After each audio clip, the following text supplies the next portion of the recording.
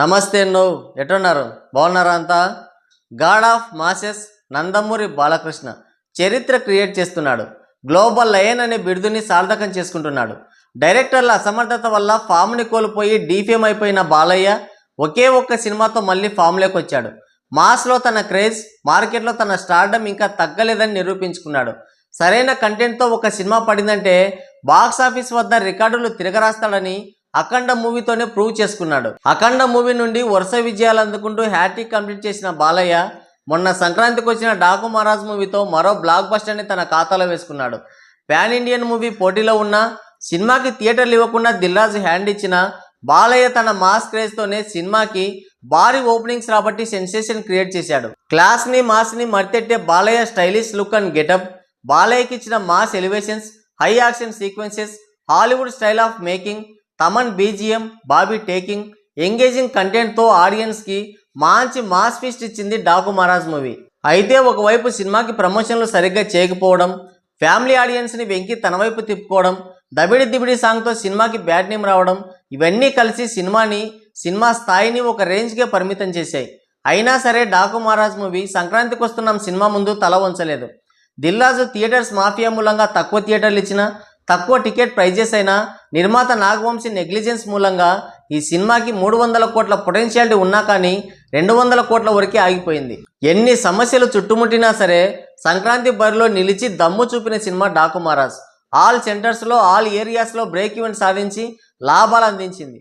సంక్రాంతి లాంటి family festival సీజన్లో కూడా ఒక మాస్ మూవీతో బ్లాక్ బస్టర్ కొట్టడం ఒక బాలయ్యకు మాత్రమే సాధ్యమయ్యే ఘనత. డాకు మహారాజ్ మూవీ తెలుగు సినిమా స్థాయిని టెక్నికల్గా అండ్ కంటెంట్ పరంగా, విజువల్ పరంగా నెక్స్ట్ లెవెల్కి తీసుకెళ్లిన సినిమా. ఈ సినిమాలో బాలయ్య 3 డిఫరెంట్ షేడ్స్లో కనబర్చిన నటన అద్భుతం. ఆయన స్టైలిష్ పర్ఫార్మెన్స్ అమోఘం. ఇలాంటి అద్భుతమైన content, high level stylish action, Hollywood level making taking ఉన్న సినిమా కంటే పబ్లిసిటీ పేరుతో తెలుగు సినీ లోకాన్ని ఫూల్స్ని చేసిన సినిమా, ఏమాత్రం మెసేజ్ కానీ సరైన కంటెంట్ కానీ లేని క్రింజ్ కామెడీ సంక్రాంతికి వస్తున్న మూవీకి ఎక్కువ కలెక్షన్స్ రావడం నిజంగా శోచనీయం, బాధాకరం. సరే ఏది ఏమైనా ఒక మంచి కంటెంట్ ఉన్న మూవీ మెజారిటీ ఆడియన్స్కి థియేటర్స్లో రీచ్ కాకుండా పోయింది. రీసెంట్గా డాకు మహారాజ్ మూవీ ఓటీటీలో రిలీజ్ అయితే అక్కడ ప్రేక్షకులు, జనాలు బ్రహ్మరథం పడుతున్నారు సినిమాకి. ఓటీటీ రెస్పాన్స్ అదిరిపోయింది. ఇండియా మొత్తం డాకు ప్రపంచమే కొనసాగుతుంది. ఓటీటీలో ఇనానిమస్ రెస్పాన్స్ దక్కించుకొని హిస్టరీ క్రియేట్ చేస్తుంది. పెద్ద పెద్ద పాన్ ఇండియన్ సినిమాలను సైతం వెనక్కి నెట్టి డాకు నెంబర్ 1 ప్లేస్లో ట్రెండ్ అవుతుంది. తెలుగుతో పాటు అన్ని భాషల్లోనూ అదరగొడుతుంది. మరీ ముఖ్యంగా మలయాళ ప్రేక్షకులైతే బాలయ్య స్క్రీన్ ప్రజెన్స్కి వెర్రెత్తిపోతున్నారు. బేసిక్గా మలయాళంలో ఏ స్టార్ హీరోకి లేనంత క్రేజ్ ఒక అల్లు అర్జున్కి మాత్రమే ఉంది. అలాంటి అల్లు అర్జున్ నటించిన పుష్ప 2 సినిమాని కూడా పక్కన పెట్టేసి డాకు మహారాజ్ మూవీ కోసం వెంపర్లాడుతున్నారు మలయాళ ప్రేక్షకులు. రిపీటెడ్గా సినిమాని చూస్తుండడంతో నెట్ఫ్లిక్స్లో అత్యధిక వ్యూస్తో, అత్యధిక వాచ్ టైంతో దుమ్ము లేపుతుంది సినిమా.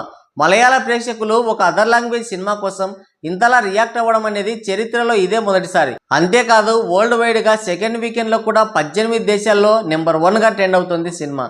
అంటే పెద్ద పెద్ద పాన్ ఇండియా సినిమాలని సైతం పక్కన పెట్టేసి వెనక్కి నెట్టేసి ఒక రీజనల్ మూవీ ఇలా నెంబర్ 1లో కొనసాగడం అనేది చరిత్రలో ఇదే మొదటిసారి. అంటే బాలయ్య పాన్ ఇండియన్ సినిమా చేయకుండానే ఒక రీజనల్ మూవీతోనే పాన్ వరల్డ్ రేంజ్ రెస్పాన్స్ని దక్కించుకున్నాడు. That is Balayya. థియేటర్స్లో రన్ కంప్లీట్ అయిన తర్వాత ఒక రీజనల్ మూవీ ఇలా పాన్ వరల్డ్ రేంజ్లో ఇలాంటి రెస్పాన్స్ని దక్కించుకోవడం అనేది చాలా రేర్ అండ్ చాలా పెద్ద విషయం కూడా. మరి డాకు మహారాజ్ మూవీ ఓటీటీలో కొనసాగిస్తున్న ప్రపంచం గురించి మీరేమనుకుంటున్నారో కింద కామెంట్ చేయండి. ఇంతసేపు వీడియో చూసారంటే మీకు నచ్చిందని అనుకుంటున్నాను. నచ్చితే ఒక లైక్ వేసుకోండి, వీలైతే సబ్స్క్రైబ్ చేసుకొని నాకు సపోర్ట్ చేయండి. Thank you.